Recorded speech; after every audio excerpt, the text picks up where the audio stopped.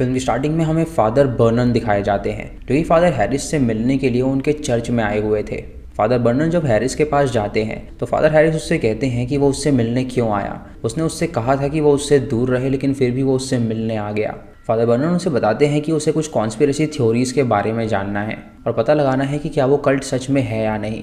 ये सुन के father Harris उससे कहते हैं कि वो कल्ट सच में है और वो भी उस कल्ट का पार्ट रह चुका है और उसने कई सारे मासूमों को मारा भी है। वो उसे एक फ़ोटो देता है जिसमें उस कल्ट मेंबर्स के साथ एक छोटी सी लड़की थी जो कि प्रूफ था उस कल्ट का जो कुछ भी उन्होंने किया था। फादर बर्नन उससे कहते हैं कि ये तो बहुत ही नॉर्मल सी लड़की लग रही है। तो फादर हैरिस उससे कहते हैं कि वो उसकी शक्ल पे ना जाए। वो वहाँ पे मौजूद था और उसने देखा था कि उसका बर्थ नॉर्मली नहीं हुआ था। वो यही बताते हैं कि उन्होंने एक वॉलंटियर को तैयार किया था इस प्रोसेस के लिए और उस नन को उन लोगों ने निवस्त्र करके लेटा दिया था। जहाँ पर उन्होंने जब प्रार्थना करी तो डीमन वहाँ पर आया और उसे प्रेग्नेंट कर दिया और जब उसे वो लड़की पैदा हुई तो वो बिल्कुल भी नॉर्मल नहीं थी।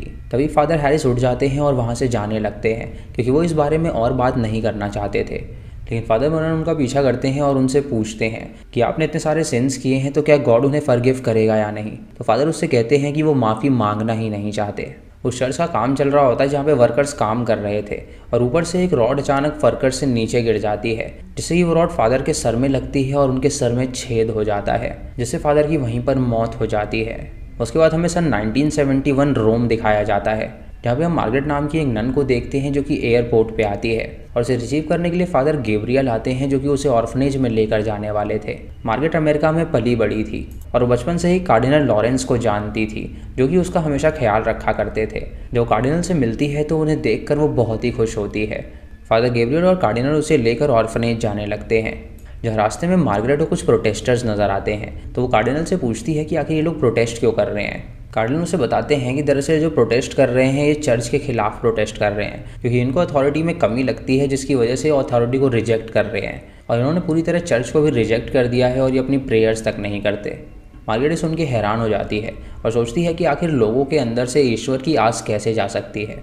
उसके बाद वो सभी ऑर्फनेज पहुंचते हैं जहाँ पे मार्गरेट सिस्टर सिल्वा से मिलती है जो कि वहाँ की हेड थी और वो उसे पूरा ऑर्फनेज दिखाती है। वो उसे कहती है कि यहाँ पे स्कूल से लेकर हॉस्पिटल फैसिलिटी सब मौजूद है और उनके जो डॉक्टर्स हैं वो काफ़ी ज़्यादा एजुकेटेड हैं जिससे उन्हें यहाँ पर कोई भी दिक्कत नहीं होती है। जब उसे आगे लेके जाती है तो मार्गरेट सिस्टर एंजेलिका को देखती है जो कि दीवार की तरफ देखकर कुछ बातें कर रही थी। ये देखकर उसे काफ़ी अजीब लगता है तो सिस्टर सिल्वा उसे बताती है कि उसकी मानसिक स्थिति ठीक नहीं है और वो यहीं पली बड़ी है, इसीलिए वो लोग बचपन से ही उसे जानते हैं। तभी अचानक मार्गरेट की नज़र बुलेटिन बोर्ड पर पड़ती है जहाँ पे वो कार्लिटा सियाना नाम की एक लड़की की ड्राइंग्स देखती है जिसके अंदर उसने नन्स को फ्लोट करते हुए बनाया था। ये देखकर उसे काफ़ी अजीब लगता है और वो तुरंत उसके साइड वाले रूम में जाती है जहाँ पे कार्लिटा मौजूद थी। वो कार्लिटा से दोस्ती करने के लिए आगे बढ़ती है जहाँ उसे बताती है कि उसका नाम मार्गरेट है और वो यहाँ पर नई आई है। कार्लिटा जब उसे देखती है तो वो उसके पास आके उसके गाल को चाटती है जिससे उसे काफ़ी अजीब लगता है और तभी सिस्टर वहाँ पर आकर उसे रोकती है और उसे कहती है कि वो बिहेव करना ढंग से सीख ले। मार्गरेट उसे बताती है कि जो बोर्ड पे उसकी ड्राइंग लगी है वो उसे काफ़ी पसंद आई है। तो कार्लिटा उसे एक और ड्राइंग देती है और सिस्टर वहाँ से चली जाती है। सिस्टर सिल्वा उसे बताती है कि दरअसल कार्लिटा बाकी बच्चों को काफ़ी परेशान करती है, इसीलिए वो लोग ज़्यादातर उसे रूम में ही बंद रखते हैं। वो मार्गरेट को ये भी बताती है कि उन लोगों ने उसे एक ड्राइवर अलॉट किया है जिसका नाम लूका है और जहाँ भी उसे जाना होगा वो उसे बस बता दे, वो उसे उसकी डेस्टिनेशन तक पहुँचा देगा। उसके बाद मार्गरेट अपनी बिल्डिंग में जाती है जहाँ पर वो रहने वाली थी और उसकी जो रूममेट होती है उसका नाम लुज होता है जो कि अभी नहीं आई थी। तो वो अपनी प्रेयर्स करने लगती है। जब वो अपनी प्रेयर्स कर रही होती है तो अचानक से उसे एक आवाज़ आती है जो कि उससे कहती है कि वो उसे बेड पे टाई करेंगे और उसे दर्द देंगे। ये सुन के वो हैरान हो जाती है और तभी वो अपने रूम में एक नन को देखती है जिसे देखकर वो काफ़ी डर जाती है और तभी अचानक वहाँ पर लुज आ जाती है जो कि दिन में तो नन थी लेकिन रात को वो पार्टी किया करती थी। लुज उससे मिलकर काफ़ी खुश होती है और उससे पूछती है कि वो अमेरिकन है तो वो यहाँ पर कैसे आ गई। तो वो उसे बताती है कि दरअसल कार्डिनल लॉरेंस उससे अक्सर मिलने आया करते थे और वो लोग काफ़ी क्लोज हो गए, इसीलिए कार्डिनल ने उसे अपने पास बुला लिया। वो बिल्कुल भी ईजी नहीं थी बल्कि वो बहुत ही डिफ़िकल्ट चाइल्ड हुआ करती थी क्योंकि वो हमेशा अपने ऑर्फनेज में प्रॉब्लम खड़ा कर दिया करती थी। लुज उसे बताती है कि वो भी यहाँ पे पली बड़ी है और वो भी उसकी तरह काफ़ी प्रॉब्लमेटिक थी। बचपन में उसे वॉइस सुनाई देती थी जो कि उसे कुछ करने के लिए कहा करती थी, लेकिन बाद में उसे रियलाइज़ हुआ कि ये सब उसके हेलुसिनेशंस हैं और कुछ नहीं। मार्गरेट जान के काफ़ी खुश होती है क्योंकि उसे भी बचपन में ऐसे ही वॉइसेस सुनाई देती थी। अगली सुबह वो दोनों ऑर्फनेज में जाती हैं जहाँ पे वो बच्चों को पढ़ाती हैं और मार्गरेट जब बाकी बच्चों को पढ़ा रही होती है तो वो कार्लिटा की तरफ देखती है जो कि सिर्फ अपनी ड्राइंग्स ही बनाने में लगी रहती थी।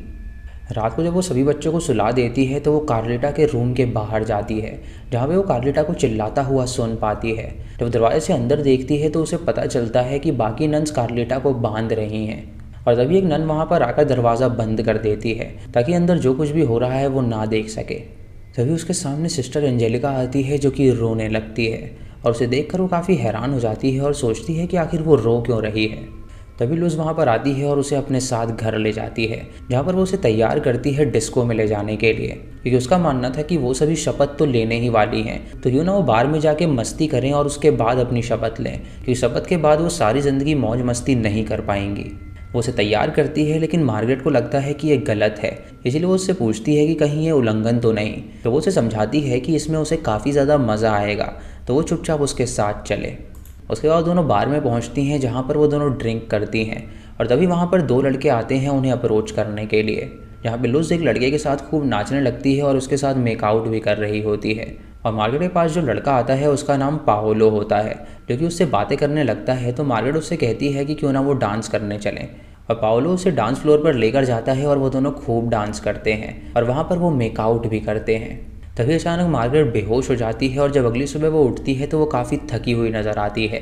वो लुज से पूछती है कि कल रात वो कहीं आउट ऑफ कंट्रोल तो नहीं हो गई, तो लुज उसे बताती है कि वो बिल्कुल भी चिंता ना करे, वो टाइम रहते ही उसे घर वापस ले आई थी।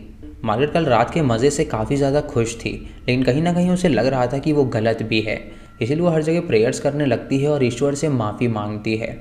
एक दिन जब वो बाहर बैठी होती है तो फादर बर्नन उससे मिलने के लिए आते हैं, जो कि उसे बताते हैं कि उसके ऑर्फनेज में एक सियाना नाम की लड़की है जो कि ट्रबल में है। मार्गरेट उससे पूछती है कि आखिर वो कौन है और ऐसा क्यों कह रहा है, तो वो उसे बताता है कि उसके इर्द गिर्द बहुत ही गलत चीज़ें होने वाली हैं, और अगर वो और ज़्यादा जानना चाहती है तो वो रात को उसके होटल रूम में आ जाए, वहाँ पर वो उसे सारी बात बताएगा। वो उसे अपना एड्रेस देता है और वहाँ से चला जाता है। और मार्गरेट इस बारे में सोचने लगती है कि आखिर वो आदमी ऐसा क्यों कह रहा था। मार्गरेट तुरंत सिस्टर सिल्वा के पास जाती है और उससे पूछती है कि कार्लिटा सियाना कहाँ पर है, तो वो उसे बताती है कि वो बेड रूम में है। मार्गरेट उससे पूछती है कि आखिर उन लोगों ने बेड रूम क्यों बना रखा है, तो वो उसे बताती है कि जो लड़कियां डिसिप्लिन में नहीं रहती उन्हें बेड रूम में भेज दिया जाता है।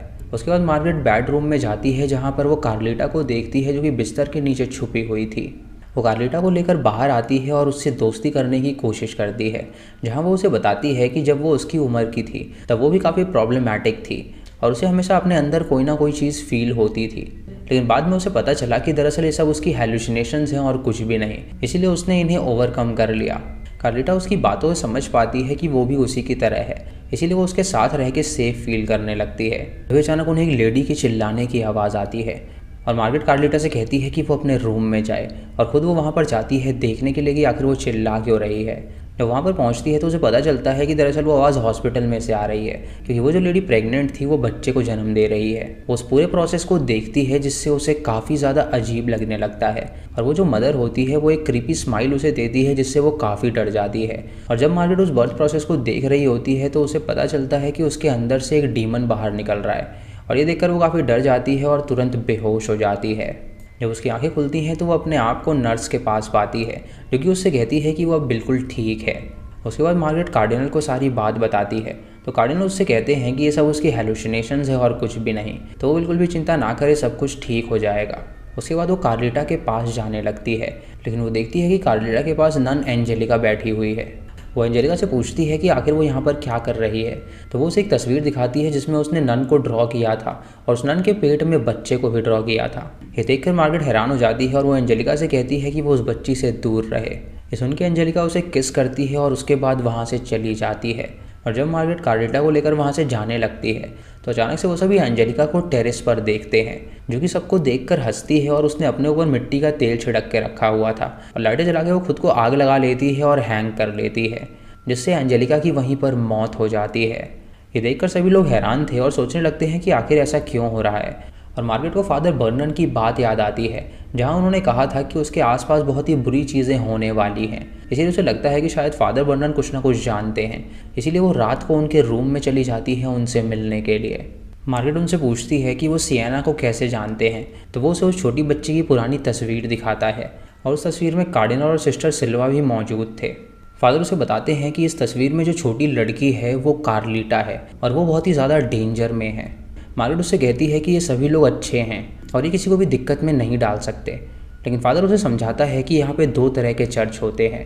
एक चर्च वो जो कि गॉड की पूजा करता है और चाहता है कि हमेशा शांति बनी रहे, और दूसरा चर्च वो जो कि डेविल की पूजा करता है और वो चाहते हैं कि वर्ल्ड में अफरा तफड़ी मच जाए ताकि लोग ईश्वर को फिर से याद करने लगें। जिस चर्च में वो रह रही है दरअसल वो चर्च वैसा ही है।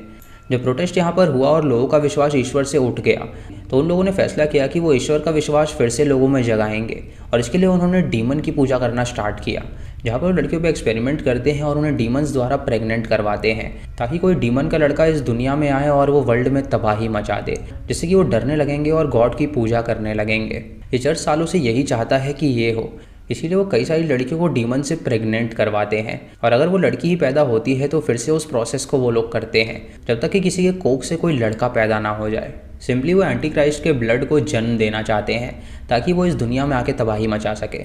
मार्गरेट सुन के हैरान हो जाती है और उससे कहती है कि ये सब बकवास की बातें लग रही हैं, लेकिन वो उसे समझाता है कि कार्लिटा उन सभी लड़कियों से अलग है क्योंकि उसका जन्म साल के 6वें महीने में हुआ था, और वो भी 6 तारीख को और 6 बजे ही, जिसकी वजह से 666 में जन्म होने के कारण वो डेविल की बच्ची है। और उनका मानना है कि ये लकी नंबर है, इसीलिए उस लड़की से लड़का पैदा हो सकता है। इसीलिए वो लोग कार्लिटा पे एक्सपेरिमेंट करेंगे और उससे लड़का पैदा करवाएंगे। मार्गरेट उससे कहती है कि कार्लिटा बस एक छोटी लड़की है जो कि बच्चा पैदा करने योग्य नहीं है, और उसे फादर की बातें अजीब लगने लगती हैं, इसीलिए वो तुरंत वहाँ से चली जाती है। अगली सुबह मार्गरेट जब बस में होती है तो फादर गैब्रियल के पास जाती है, जहाँ पर वो उनसे पूछती है कि उसे कार्लिटा के जन्म की सारी डिटेल्स चाहिए। तो वो उसे बताते हैं कि वो सारी डिटेल्स तो ऑर्फनेज में होंगी। उसके बाद वो सभी म्यूजियम में जाते हैं जहाँ पे मार्गरेट कार्लिटा के साथ होती है, और वो उससे कहती है कि वो उसे खुल के बताए कि आखिर वो किन चीज़ों को हेलुसिनेट करती है। कार्लिटा उसे बताती है कि उसे कुछ चीज़ें दिखाई देती हैं और उसे लगता है कि वो सच में है, लेकिन वो पता नहीं लगा पाती कि वो सच में है भी या नहीं। मार्गरेट उसे बताती है कि बचपन में उसे भी ऐसे ही सपने आया करते थे, और फिर कार्डिनल ने उससे कहा कि ये सब झूठ है, वो जो भी सपने हैं वो उसकी हेलुसिनेशंस हैं और कुछ भी नहीं। ये सुन के कार्लिटा काफ़ी डर जाती है और वहाँ से दूर चली जाती है, और जब वो कार्लिटा को समझाने के लिए जाती है तो कार्लिटा के पास वो एंजेलिका को बैठी हुई पाती है, जो कि उसकी तरफ देखकर मुस्कुराती है और अचानक वहाँ से गायब हो जाती है। तभी अचानक वहाँ पर सिस्टर सिल्वा आती है, जो कि सबको वहाँ से चलने के लिए कहती है क्योंकि प्रोटेस्टर ने वहाँ पर धावा बोल दिया था और उनकी जान को खतरा हो सकता था। ये सुन के सभी नन्स और बच्चे वहाँ से भागने लगते हैं, लेकिन तभी अचानक मार्गरेट भीड़ में फंस जाती है और उसे फील होता है कि एक डीमन उसकी बॉडी को छू रहा है। ये देखकर वो काफ़ी घबरा जाती है और ज़ोर से चिल्लाती है, और सिस्टर सिल्वा ये देखकर उसके पास आती है और उसे अपने साथ ले जाती है। रात को मार्गरेट जब बच्चों को सुला रही होती है तो एक नन उसके पास आती है, जो कि उससे कहती है कि सिस्टर सिल्वा उससे मिलना चाहती है। जब मार्गरेट सिस्टर सिल्वा के ऑफिस में जाती है उससे मिलने के लिए तो वो देखती है कि बाकी मेंबर्स ही वहाँ पर बैठे हुए हैं। सिस्टर सिल्वा उसे बताती है कि उसके वाउस को वो लोग पोस्टपोन कर रहे हैं क्योंकि उसको कार्लिटा से काफ़ी ज़्यादा लगाव हो गया है, जो कि बिल्कुल भी अच्छी लड़की नहीं है। उससे ये भी कहती है कि उन्हें पता है कि बचपन में उसको काफ़ी ज़्यादा ट्रबल्स फेस करना पड़ा था, लेकिन अब भी वो यही सब हेलुसिनेट करती आ रही है, जो कि बिल्कुल भी ठीक नहीं है। तभी मार्गरेट उसके पीछे दीवार पे देखती है जहाँ पर पेंटिंग बनी हुई थी, और वो पेंटिंग उसे कुछ मिसप्लेस्ड लगती है। वो सिस्टर से कहती है कि वो जिस तरह से बच्चों को पढ़ा रहे हैं वो बिल्कुल भी ठीक नहीं है, और जो कोई भी लड़की अलग है उसे सुधारने के लिए शिक्षा देनी चाहिए, ना कि उसे बैड रूम में बंद कर देना चाहिए। ये सुन के सिस्टर सिल्वा उससे कहती है कि अगर वो कार्लिटा से दोबारा मिलेगी तो उसके लिए बिल्कुल भी अच्छा नहीं होगा। इससे मार्गरेट को काफ़ी बुरा लगता है और वो तुरंत वहाँ से जाने लगती है, लेकिन जब वो अपने घर की ओर जा रही होती है तो वो रास्ते में पाओलो को देखती है और ड्राइवर से कहती है कि वो तुरंत यहाँ से चला जाए, वो घर वापस आ जाएगी। वो पाओलो से बात करने के लिए जाती है, लेकिन पाओलो उससे हाथ जोड़कर माफ़ी मांगता है और उससे कहता है कि उसे उसके बारे में कुछ भी नहीं पता। मार्गरेट उससे पूछती है कि आखिर वो किस बारे में बात कर रहा है, तो पाओलो अपने सर पे हाथ लगा के कहता है कि वो निशान को खोजे, और तभी एक गाड़ी उसे ठोकर मार देती है जिससे पाओलो का एक्सीडेंट हो जाता है। मार्गरेट उसके पास आती है और उसे निकालने की कोशिश करती है, लेकिन वो देखती है कि दरअसल उसने उसका आधा शरीर निकाल लिया है, जिसकी वजह से वो घबरा जाती है और पाओलो की मौत हो जाती है। उसके बाद मार्गरेट फादर की बातों के बारे में सोचने लगती है और उसे लगने लगता है कि शायद फादर बर्नन बिल्कुल सही कह रहे थे। अगले दिन लुस का वाव होता है, जहाँ पर लुस को एक नन बनाया जा रहा था, और सेरेमनी में जब सभी लोग मौजूद होते हैं तो मार्गरेट सोचती है कि क्यों ना वो इसका फ़ायदा उठाए। वो तुरंत सेरेमनी से दूर चली जाती है सिस्टर के रूम में, ताकि वो वहाँ पर फाइल्स को देख सके और उसे पता चल सके कि क्या वो सच है या नहीं। वो वहाँ पर पहुँच के कार्लिटा की फाइल्स को ढूंढने लगती है, लेकिन तभी अचानक उसे वहाँ पर एक चाबी नज़र आती है और वो देखने लगती है कि आखिर वो चाबी कहाँ पर डाले। तभी उसे वो मिसप्लेस्ड पेंटिंग नज़र आती है, जहाँ पर उसे एक छेद मिलता है, तो वो उस चाबी को उस छेद में डालती है, जिससे कि एक दरवाज़ा खुल जाता है जो कि बेसमेंट की ओर जाता है। मार्गरेट तुरंत बेसमेंट में चली जाती है जहाँ पर ढेर सारी फाइल्स मौजूद होती हैं और वो कार्लिटा की फाइल्स को ढूंढने लगती है जहाँ पर उसे कई सारी सियाना की फाइल्स मिलती हैं। जिससे कि उसे पता चलता है कि दरअसल इस चर्च में सालों से कई सारी सियाना नाम की लड़कियाँ पैदा हुई हैं, जो कि कोई नॉर्मल लड़कियाँ नहीं थी बल्कि वो डीमन की लड़कियाँ थीं। वो तुरंत उन फाइल्स को चुरा लेती है और कार्लिटा को लेकर वहाँ से भागने लगती है और अपने रूम में जाकर वो उससे कहती है कि उसे उसकी सारी बात पर यकीन है और ये लोग उसे बुरी तरह टॉर्चर करने वाले हैं तो वो बिल्कुल भी ना डरे। तभी अचानक वहाँ पर नन्स आ जाती हैं जो कि उसे पकड़ लेती हैं और एक अंधेरे वाले रूम में डाल देती हैं। वो कई देर तक उसी रूम में बंद रहती है और इसी फ्लोर पे उसे एक ड्राइंग मिलती है जिसे देखकर वो काफ़ी डर जाती है। और उस ड्राइंग में दिखाया गया था कि कैसे वो बच्चों को पैदा करते हैं। वो अपने दिमाग में आ रही आवाज़ों को कहती है कि ये बिल्कुल भी रियल नहीं है, लेकिन तभी उसे एक सिस्टर की आवाज़ आती है जो कि उससे पूछती है कि क्या रियल नहीं है। ये सुन के वो हैरान हो जाती है क्योंकि उसे एकदम रियल लग रहा था और तभी वो अपने सामने उस सिस्टर को देख पाती है जो कि उसकी तरफ आकर हंसने लगती है और उस पर अटैक करने वाली होती है। लेकिन तभी वो ज़ोर से चिल्लाती है और फादर गैब्रियल वहाँ पर आकर उसे संभालता है। फादर उससे कहता है कि उसे ये फाइल्स मिल गई हैं और उन्हें तुरंत यहाँ से निकलना चाहिए। वो उसे लेकर तुरंत फादर बर्नन के पास जाता है और उसे बताता है कि दरअसल फादर बर्नर और वो दोनों मिले हुए हैं क्योंकि फादर बर्नर ने पहले उसे भी अप्रोच किया था।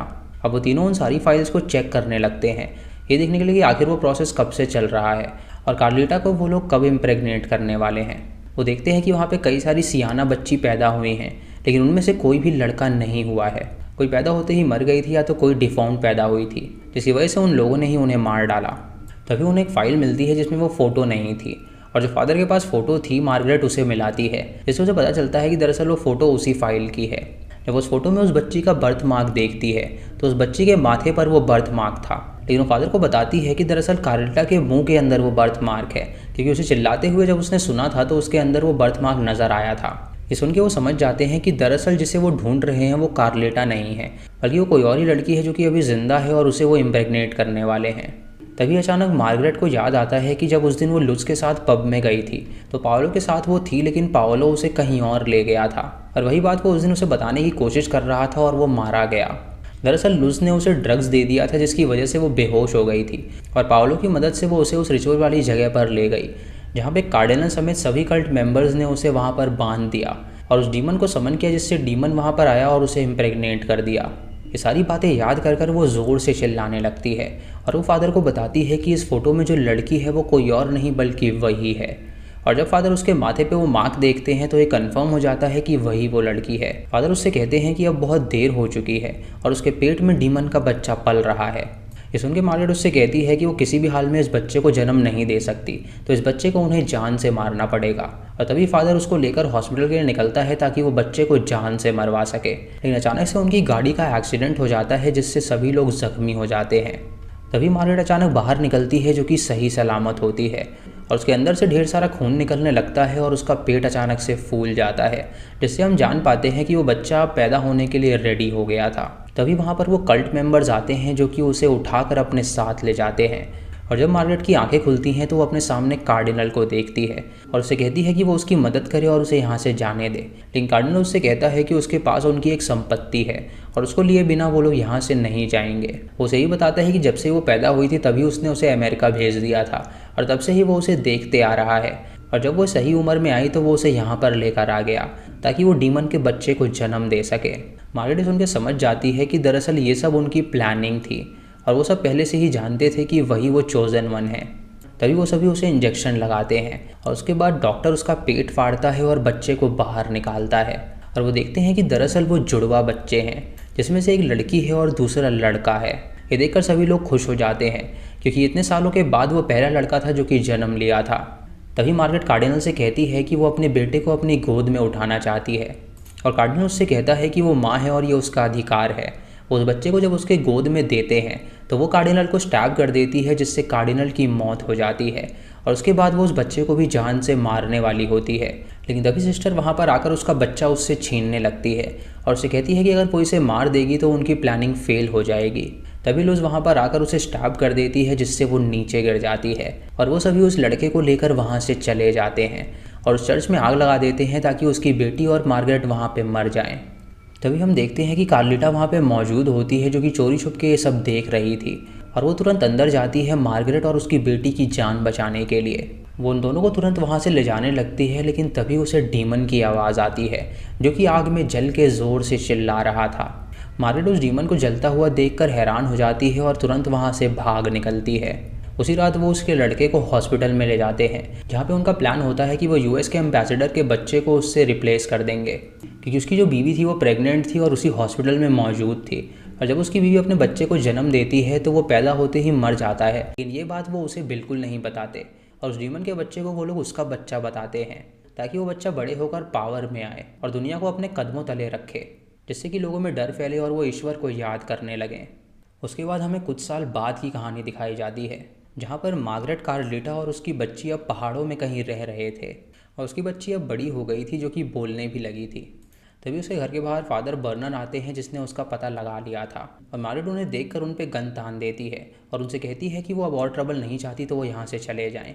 लेकिन फादर बर्नर उनसे बताते हैं कि उन लोगों को पता चल गया है कि वो सर्वाइव कर गई है और वो सभी उसे ढूंढने आएंगे और उसे जान से मार डालेंगे, क्योंकि उनको पता है कि उसकी बेटी भी उतनी ही पावरफुल है जितना वो लड़का पावरफुल है, इसीलिए उसकी बेटी को मारना बहुत ज़रूरी है।